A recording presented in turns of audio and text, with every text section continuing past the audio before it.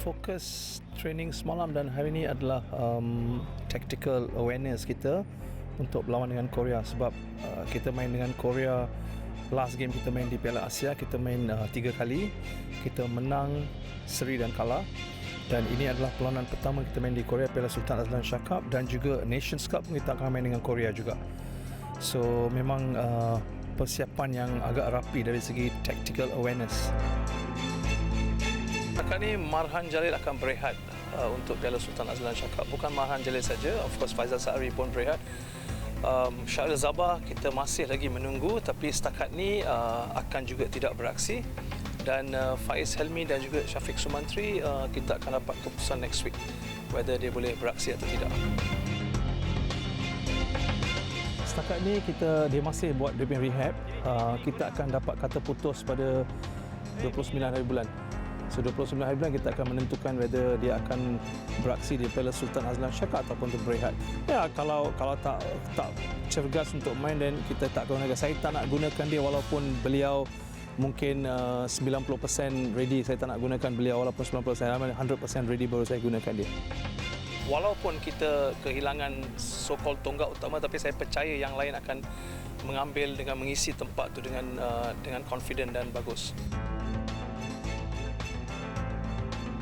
Ada 22 pemain ni, ada juga 3 pemain yang kita masih lagi memantau progres kecederaan mereka, iaitu Syafiq Sumantri, Ramadan Rusli dan juga Faiz Helmi Jali. So jadi pengumuman 18 pemain ni kita tidak boleh lagi lakukan setakat ini, dan kita masih lagi akan ke Ipoh dan akan umumkan ketika pasukan berada di Ipoh lah.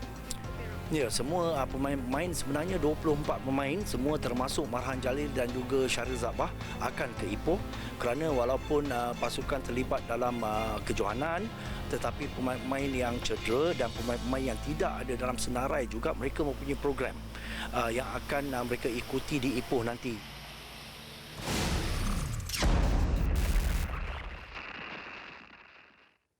Okey, kita terus bersama dengan tuan punya laporan. Drama package tadi. Dengan muzik dia, dengan feel dia apa semua, kan? Macam filem. Macam filem. Okey, Kal, jangkaan pemain-pemain utama di saingan Piala Sultan Azlan Shah ni, adakah Arul akan menggunakan khidmat pemain-pemain muda atau pemain-pemain senior atau pemain-pemain yang bersama dengan Arul di Eropah baru-baru ini? Okey, secara dasarnya kan, melihat daripada style daripada Arul Savaraj, beliau tidak begitu gemar untuk memanggil pemain pada saat akhir kerana tuntutan permainan hoki moden yang diminta oleh Arul begitu-begitu tinggi, bukan hanya di atas padang tetapi di luar, sikap dan juga disiplin mereka. Dan atas faktor itu, setiap pemain yang membarisi skuad negara selama ini, mereka menjalani satu sesi temu duga bersama dengan Arul Savaraj sendiri. Dan rata-rata pemain Malaysia ini kurang gemar dengan cara beliau kerana lebih banyak berlari, lebih banyak fitness, lebih banyak ujian kecergasan fizikal dan mental dilakukan dari semasa ke semasa. Atas faktor itu, bukan semua pemain menyukai cara permainan yang diterapkan oleh Arul Savaraj. Namun dengan cara itulah kita menghuni di tangga yang ke-10 dunia, ranking yang cukup baik untuk skuad negara. Dan melihat daripada gaya Arul Savaraj, beliau bergantung harap kepada sekelompok pemain yang sama yang telah pun dibawa menerusi jelajah di Britain dan juga Eropah. Eropah itu bermaksud rentetan daripada aksi bertemu Perancis dan juga Belgium. Dan pemain-pemain yang sama inilah yang akan dibawa ke Ipoh Perak. Dan beliau akan menamakan 18 pemain terbaik pada malam ini ataupun pada malam esok untuk secara rasminya 18 pemain yang menggalang cabaran di Piala Sultan Azlan Shah.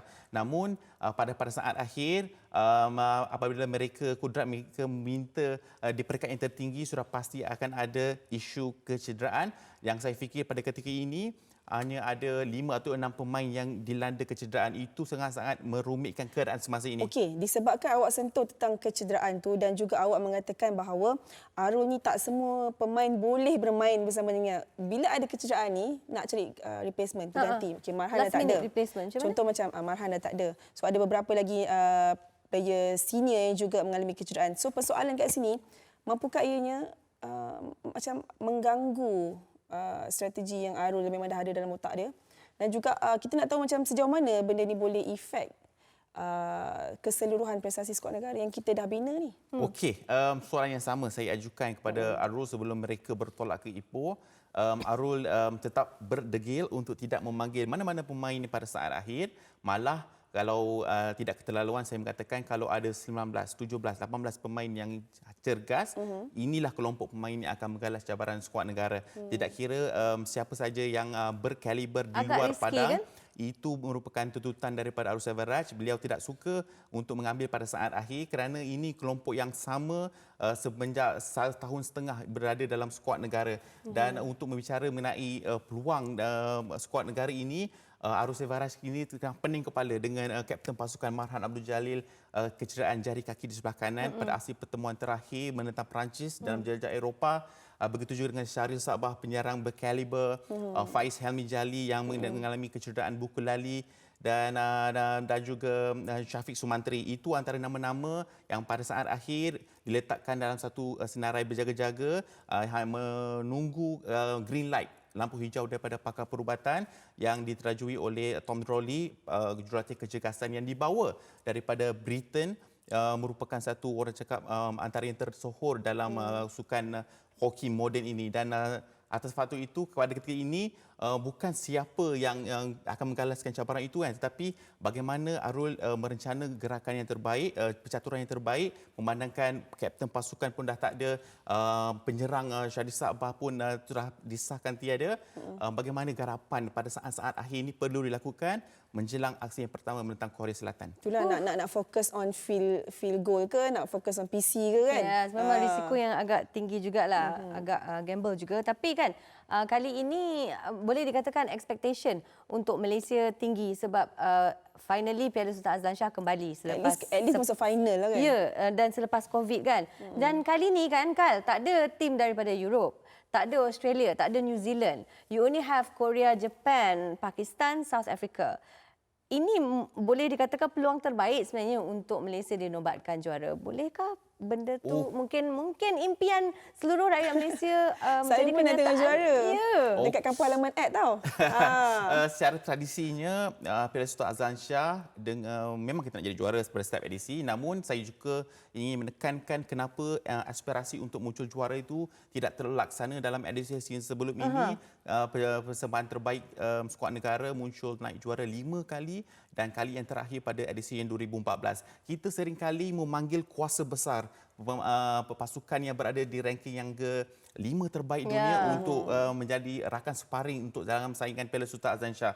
Namun seperti yang Elin katakan, pada persaingan kali ini di atas kertas dilihat cabaran sebenarnya hanyalah terletak pada Korea Selatan dan juga Jepun. Itu di atas kertas. Namun suka diingatkan hoki moden kepada kita ini cukup unpredictable. Kalau dalam saingan Piala Sultan Johor, misalnya South Africa menewaskan India. Atas faktor itu saya merasakan dari level junior hinggalah ke senior, kita tidak boleh ambil mudah saingan itu. Namun tidak menafikan perkara sebenar bahawa aspirasi rakyat negara kita, peminat sukan hoki tempatan untuk melihat skuad negara mara ke pentas akhir setidak-tidaknya sebelum kita mula pasang impian untuk muncul juara buat kali pertama selepas 2 tahun lalu, iaitu edisi kali yang terakhir 2019 kita menamatkan saingan di tempat yang ketiga. Okey, dia pandai pusing-pusing. So dia punya conclusion adalah jangan meletakkan high hopes tapi berikan sokongan lah macam tu. Ya, betul. Okey. Okey, kalau kita nak tahu untuk satu lagi sebelum kita meninggalkan Secara ringkas je, secara ringkas je Kal, untuk pertemuan dengan Korea Selatan. Macam mana? Okey, pertemuan menentang Korea Selatan pada edisi 2019 kita tewas 1-2 dan juga 3 pertemuan pada tahun ini ada 1 kemenangan, 1 keputusan seri dan juga 1 kekalahan. Ikutkan di atas kertas seimbang menentang Korea Selatan ini. Korea Selatan menampilkan pasukan-pasukan yang senior, backline mereka, pertahanan mereka menampilkan 170 caps ke atas. Itu telah pun menunjukkan mereka masih lagi bergantung harap kepada pemain-pemain seperti Jang Jong-hyun yang membarisi Liga Hoki Negara, banyak kali dah dapat penjaring gol yang terbanyak bersama dengan THT. Dan untuk pertemuan ini saya sudah pasti revenge untuk pemain-pemain untuk berkelas cabaran siapa pun mereka, yang pasti ideologi Arus Everage harus diketengahkan, menang atau kalah kita support squad the Speedy Tigers. Speedy Tigers of course lah. Takkan nak support Korea Selatan kot. You ni pun Kal. Support Kal juga sebab Kal akan berkampung Kal, Ipoh. yes. Kita akan cross dengan Kal every day. Okey. Okey, terima kasih Kal. Terima kasih Kal. Baik, ini adalah jadual untuk Piala Sultan Azlan Shah akan membuka tirai pada 1 November iaitu minggu depan. Malaysia akan berdepan Korea terlebih dahulu diikuti Pakistan, Afrika Selatan, Mesir dan juga lastly Jepun.